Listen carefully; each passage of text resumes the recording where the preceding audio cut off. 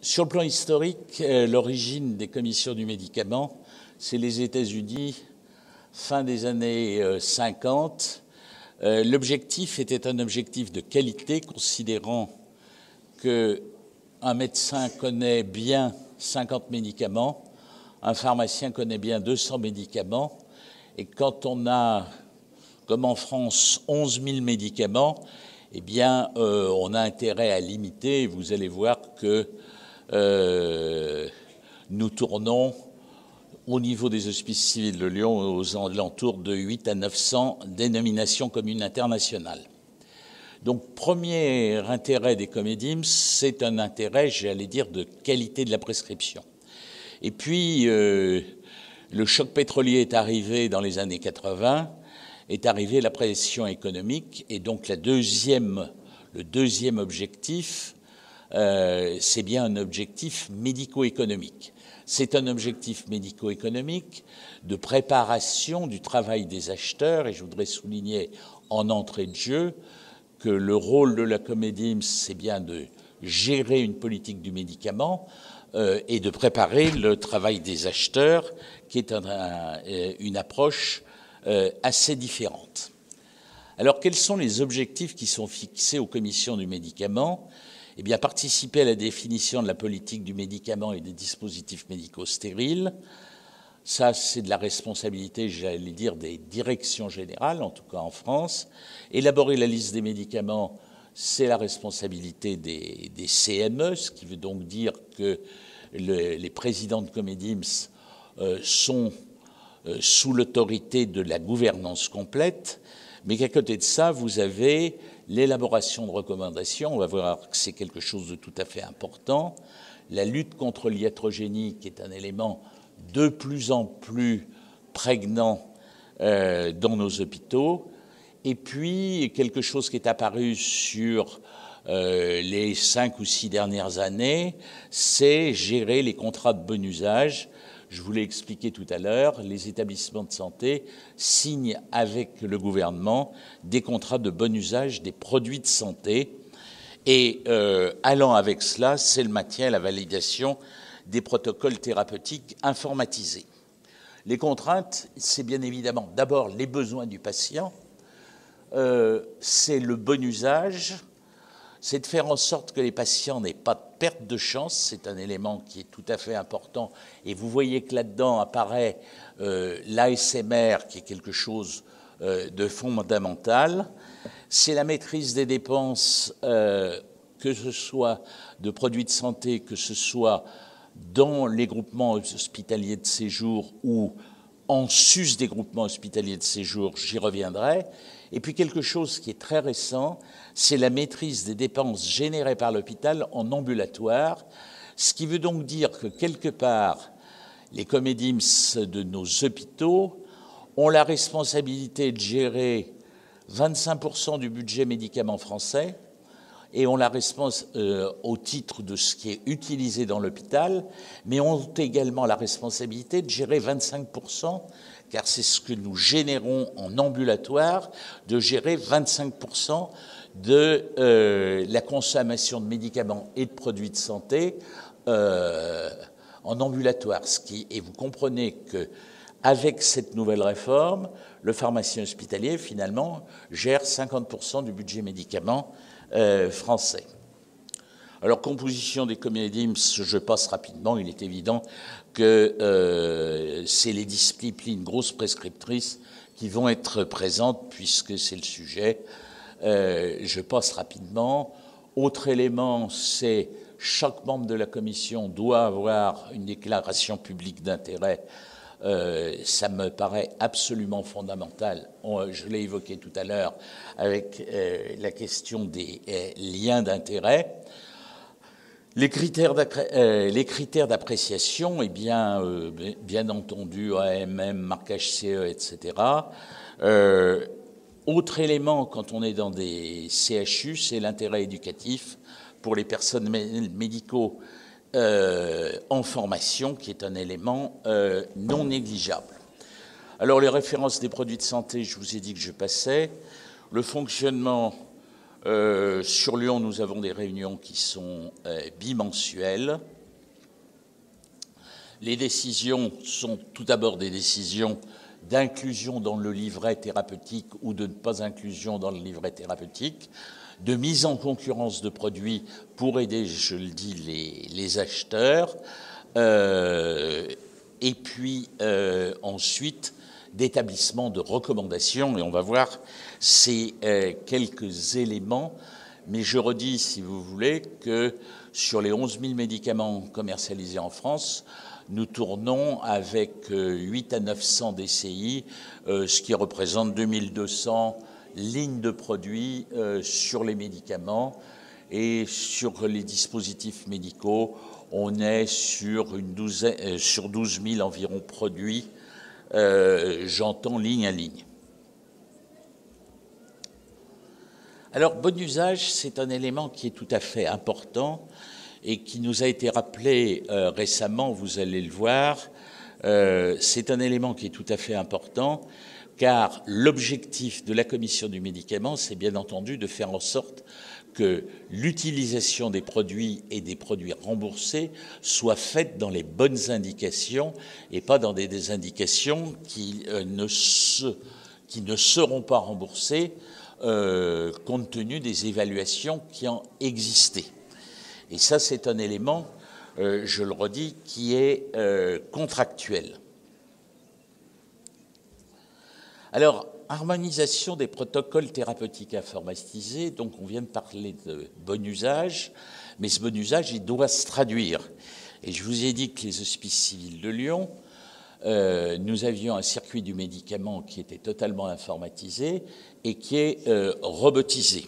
Et dans ce cadre-là, la première base, c'est bien entendu la base de données Teriac que nous avons et qui nous sert de référence, mais c'est aussi de tenir dans les banques de données les référentiels des contrats de bon usage et puis des protocoles, parce que quand nous avons informatisé les prescripteurs, je vais être provocateur volontairement, n'avaient jamais prescrit, c'est-à-dire vous donnerez ceci ou cela et c'était oral, et que le fait brusquement de taper sur un ordinateur une prescription, eh bien ça prend du temps, et pour leur gagner du temps, eh bien on a mis au point des protocoles, et on a essayé de mettre au point ces protocoles de façon que l'industrie pharmaceutique n'interfère pas au moment de leur mise au point. Alors, je vais passer rapidement sur ce sujet parce que Myriam, derrière moi, vous l'évoquera avec beaucoup plus de pertinence. Et à partir de cet ensemble de bases de données, eh bien, les médecins vont prescrire dans un logiciel propre qui est Opium, qui va transmettre en électronique la prescription au niveau de la pharmacie, où cette prescription va être validée et elle va être renvoyée sur l'informatique du robot, nos robots nous permettant d'avoir une dispensation nominale, puisque le robot, d'une part, découpe et reconditionne les blisters ou les ampoules, et puis ensuite sort malade par malade les besoins, et nous sommes parmi les rares hôpitaux français à avoir une dispensation robotisée pour des malades de ce qu'on appelle MCO, c'est-à-dire médecine, chirurgie, obstétrique. Et ce système permet également la tenue, c'est le logiciel Orion, la tenue des stocks des services, puisque si en urgence une infirmière utilise le stock du service, elle va le scanner et cela va redéclencher une commande. Donc je n'insisterai pas sur les protocoles, je dis que Myriam, qui est très lancée là-dedans, le fera beaucoup mieux que moi. Autre fonction des Comedims, c'est l'évaluation des technologies de santé. Je n'y reviendrai pas puisque je l'ai évoqué tout à l'heure, plus spécifiquement pour les dispositifs médicaux, mais il y a des éléments importants également sur les médicaments.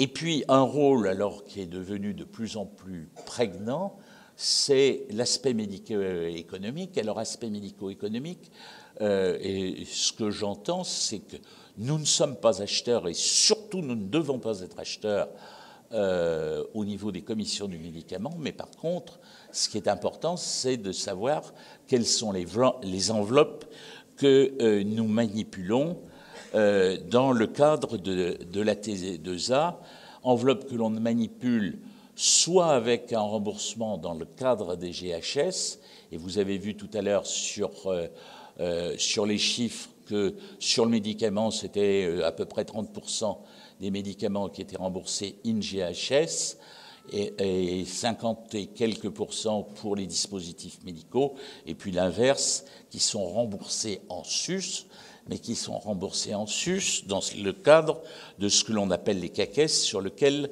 je vais revenir.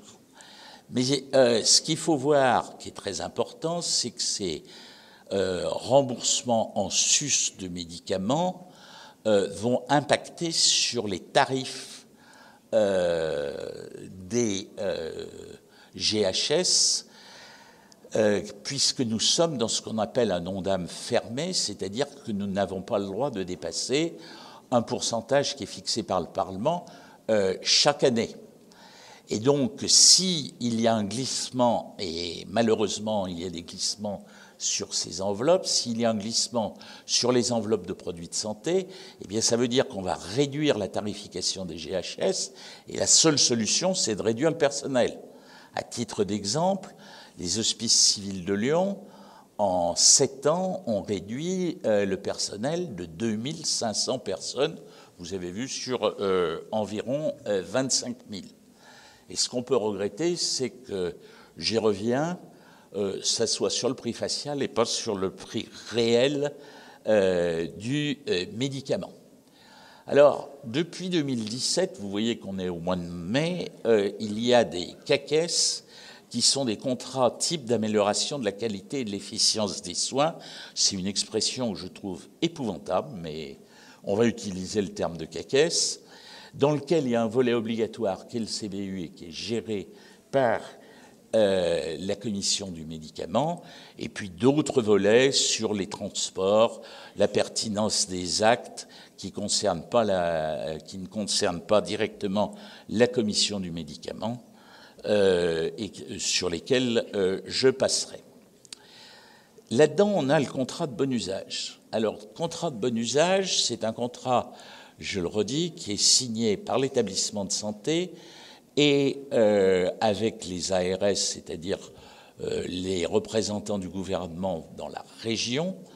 C'est un élément qui est tout à fait important parce que l'aspect budgétaire est plus abordé sur le volet bon usage. Donc, ce qui nous est demandé, c'est un développement de l'assurance de qualité. C'est comme ça qu'ont été créés les URCC. C'est la traçabilité de la prescription à l'administration, donc l'informatisation. C'est le respect des bonnes indications, c'est-à-dire que vous avez un médicament qui va être sur la liste des produits remboursés, mais toutes ces indications ne seront pas remboursées, car si l'indication a une ASMR de niveau 5 ou de niveau 4, elles ne seront pas remboursées, ne seront remboursées que les ASMR niveau 1 et 3 et certaines ASMR de niveau 4. Donc vous voyez que là, il y a un rôle au niveau du contrôle de la prescription médicale par les pharmaciens hospitaliers, qui est un élément tout à fait important parce que nous devons vérifier qu'on est bien dans les référentiels de bon usage.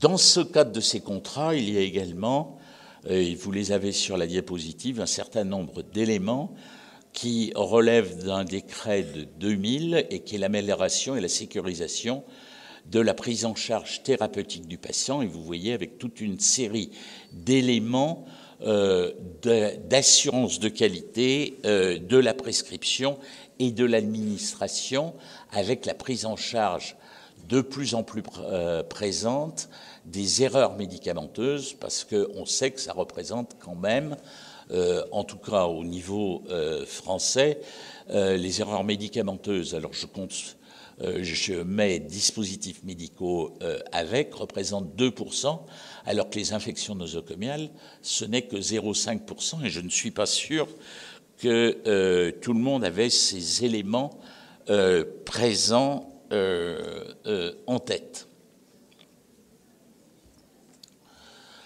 Nous avons maintenant des exigences sur des engagements relatifs aux prescriptions de médicaments dans le répertoire générique. Ça, depuis 1975, les hôpitaux l'avaient fait, mais avec maintenant des obligations concernant les biosimilaires, et on sait que c'est quelque chose qui est en train d'arriver très rapidement, que nous avons de plus en plus de biosimilaires à gérer, et que cela rentre, j'allais dire, dans les éléments importants du contrat de bon usage. Enfin, dernier élément sur lequel je vais insister un peu plus, parce que c'est nouveau et ça me paraît très important, c'est des engagements relatifs aux médicaments remboursés sur l'enveloppe de soins en ville. Il est évident que l'hôpital génère des prescriptions en ville, et je vous ai dit, ça représente quand même 25% de la consommation médicamenteuse française. Alors, je n'ai pas le chiffre sur les dispositifs médicaux, mais ce qui est concerné, c'est aussi bien les médicaments que les dispositifs médicaux. Ce qui veut donc dire que dans les liens ville-hôpital, nous avons maintenant une responsabilité extrêmement forte sur ces éléments. Alors d'où ça vient? Et vous allez voir que finalement, ça nous a donné, j'allais dire, des responsabilités extrêmement intéressantes sur une analyse un peu fausse. Les généralistes prescrivent les 2/3 des médicaments qui sont consommés en ville. Et il y a une baisse depuis 5 ans ou 6 ans d'environ 1% de la consommation de ce qui est prescrit par les généralistes. Et les généralistes ont dit, les salauds, c'est l'hôpital, vous ne savez pas prescrire, et il y a un dérapage des prescriptions à l'hôpital. C'est vrai, il y a un dérapage des prescriptions, on va le voir, où on a des augmentations qui sont de l'ordre de 5%, par an depuis 5 ou 6 ans, mais on va voir que l'analyse, c'est pas parce que nous prescrivons mal, mais c'est bien parce que la ville nous laisse prescrire des produits. Donc, vous avez ici, vous voyez les évolutions qui sont de 5,6% en 2016, avec une évolution importante de la rétrocession, c'est-à-dire c'est le gouvernement qui prend la décision que certains produits seront vendus en ambulatoire par l'hôpital et non pas par les pharmacies d'officine, parce qu'ils considèrent que c'est mieux encadré. Mais ce qui est intéressant à voir, c'est qu'est-ce que nous prescrivons en ville. Et quand on regarde ce qu'on prescrit en ville, vous voyez que le traitement du cancer arrive en numéro 1, et je ne pense pas qu'il y ait d'abus sur la prescription d'anticancéreux. Le deuxième, c'est tous les traitements antiviraux, même remarque. Le troisième, c'est les immunosuppresseurs, c'est toute la problématique de la greffe. Après, on va tomber sur des éléments sur lesquels on peut peut-être avoir un peu plus d'impact, qui sont les antirhumatismaux spécifiques. Mais sur les antirhumatismaux spécifiques, ce qu'on se constate, c'est que nous devrions prescrire 25%, puisque les malades devraient revenir à l'hôpital 1 fois par an pour leur prescription trimestrielle, et qu'en fait, nous prescrivons 90%, parce que les médecins généralistes ou libéraux renvoient la prescription vers l'hôpital. Si vous passez en revue cette liste, vous verrez que finalement, il n'y a pas beaucoup d'impact, mais que ça nous demande de bien vérifier le bon usage de classes médicamenteuses qui sont complexes. Alors là, vous retrouvez ces éléments et les éléments d'évolution, et on voit l'évolution importante au niveau du cancer qui est passé devant les antirétroviraux et devant les antiviraux. Nous avons des pressions fortes d'analyse sur les AOD, mais qui ne se justifient pas. Et puis, dernier élément, je le disais, nous avons aussi à contrôler les prestations, enfin les dispositifs médicaux, et vous avez la liste des 5 premières classes de dispositifs médicaux prescrits par l'hôpital et qui sont dispensés en ville. Et vous voyez que ça représente des sommes qui commencent à être absolument très importantes. Et donc, à partir d'une analyse qui était fausse des médecins généralistes, on arrive à une responsabilité des pharmaciens des hôpitaux qui est tout à fait importante dans ce domaine. Alors, je conclurai en disant que la commission du médicament, c'est d'abord un lieu de consensus de prescription, dans un contexte de contraintes budgétaires, y compris ambulatoires, ce qui pose toute la problématique du lien ville-hôpital dans ce domaine, que c'est aussi une aide à la définition de la politique d'achat, puisque je redis qu'en aval, à partir du moment où on a mis en équivalence des produits, eh bien, ce sont nos collègues pharmaciens acheteurs qui vont avoir la responsabilité de définir leur politique. Voilà les quelques éléments que je voulais vous donner sur la commission du médicament. Alors, je suis peut-être allé un peu vite pour certains éléments, mais j'ai essayé de rentrer dans une limite de temps. Je vous remercie et je vous remercie de votre invitation une nouvelle fois.